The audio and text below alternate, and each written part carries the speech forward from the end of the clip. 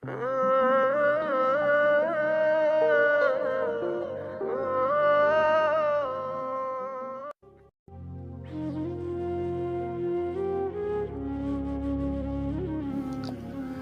একটি মেয়ে আমায় বলেছিল, তোদের ছেলেদের জীবনটা কত সুখের, কোনো টেনশন নেই, কোনো চাপ নেই, যখন ইচ্ছা তখন বাইরে যাওয়া, যা ইচ্ছা তাই করা, সারাদিন বন্ধুদের সাথে আড্ডা, মস্তি, আনন্দ, হঠাৎ করে বন্ধুদের সঙ্গে কোথাও বেরিয়ে পড়া। সত্যি কত মজার তোদের জীবন। আমাদের জীবনেতে কিছুই নেই, মা বাবার বকা, সারাদিন ঘরের ভেতর বন্দি, কিছু করার আগে সবার উপদেশ নেওয়া। তোদের জীবনটা অনেক স্বাধীন। শুনে খুব আশ্চর্য হয়েছিলাম, ছেলেদের জীবনটা নাকি খুব সুখের। একটি ছেলে যখন তার বয়স 10 বছর, তখন থেকে তার মাথায় একটা নতুন চিন্তা, নতুন চাপ আসতে থাকে।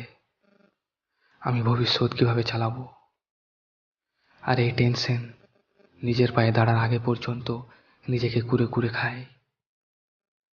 তারপরে বাবার মতো করে পরিবার চালানোর দায়িত্বটাও ঘাড়ে পেতে নিতে হয় বিনা দ্বিধায়। একটা ছেলের কষ্টগুলো, হাজার দুঃখগুলো শুধু তার মনই জানতে পারে, আর কেউ নয়, এমনকি তার মা বাবাও নয়।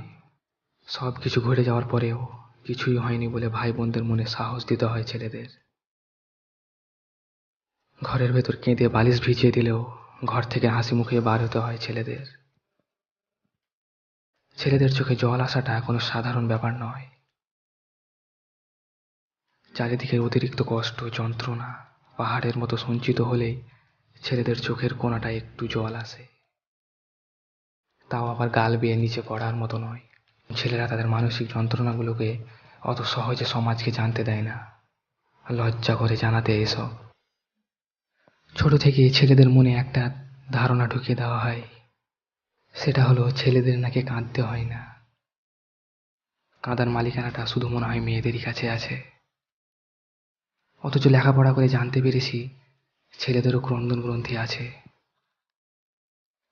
হ্যাঁ, মানলাম ছেলেদের জীবনে মেয়েদের তুলনায় অনেক স্বাধীনতা আছে।